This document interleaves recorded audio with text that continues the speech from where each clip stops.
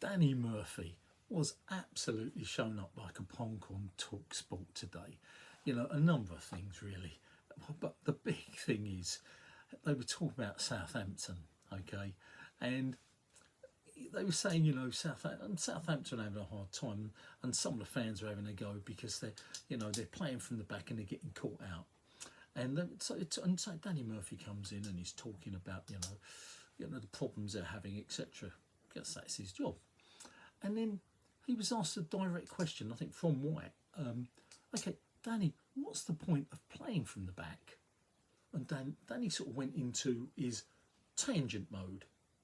What's the point of playing from the back? And he started telling him, well, the problem Southampton have got, they got away with it, and they had the better players when they're in the Championship, but now they've stepped up. These players aren't up to it, and everything in the Premier League is a bit faster. So, these players with the high press, they run you quicker, and you got to be quicker, and technically you've got to be better, and therefore they're getting caught out, in the Premiership. Okay, Danny, but what's the point of playing the high press? Why do you play the high press, Danny? Well, the reason that Southampton are getting caught out is because, they haven't got the right players at the moment. They need to get better players to... Okay, Danny, come on, answer the question. What is the point of playing the high press? This is a tactical question. So Simon Jordan came in and had to help him out. Well, the reason you play from the back is because if teams are playing the high press, what you want to do is pull them in and break through their lines, which gives you space in the middle. That's just one of the reasons, Danny. Maybe the most important reason, Danny. But honestly, mate, all this crap you hadn't been given that question beforehand. It wasn't a preempted question, so you hadn't prepared for it. So off the cuff, you didn't know. What you didn't know as a pro footballer? Come on. We all know that's one of the reasons. We all know that if you just boot it up in the air, as lots of teams, tend to, you can lose possession easy. It can come back very quickly. The opposition can get it. It's about controlling the game, having possession of the game. Once you've broken that high press, you've got lots of space in the middle. You can therefore attack their back four quicker.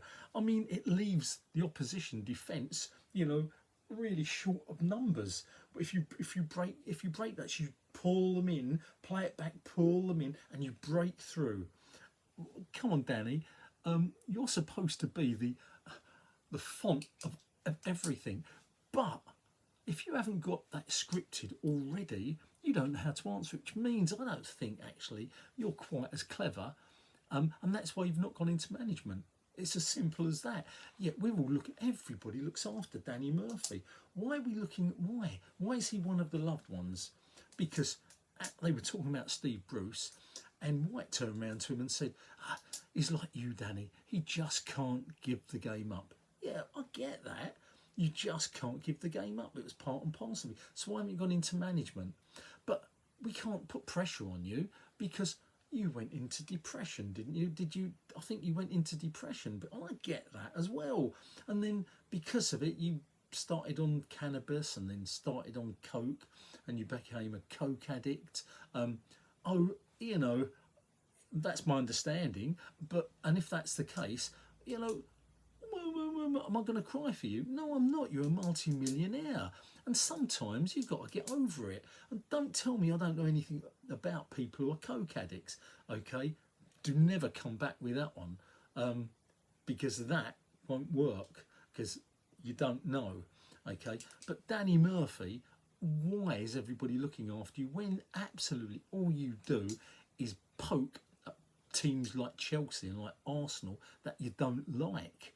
Okay, always about, when I was at Liverpool, honestly, he couldn't answer the question. It wasn't pre-scripted, okay, and so therefore, when he has to have the questions obviously pre-scripted, that's just a footballing question, and he went bullshit it and tangent it, had to rely on somebody, Simon Gordon, to come in and help him out. Oh, God. Football Chat Uncensored, and he is going to be the future match of the day, man. Oh, Reno talking.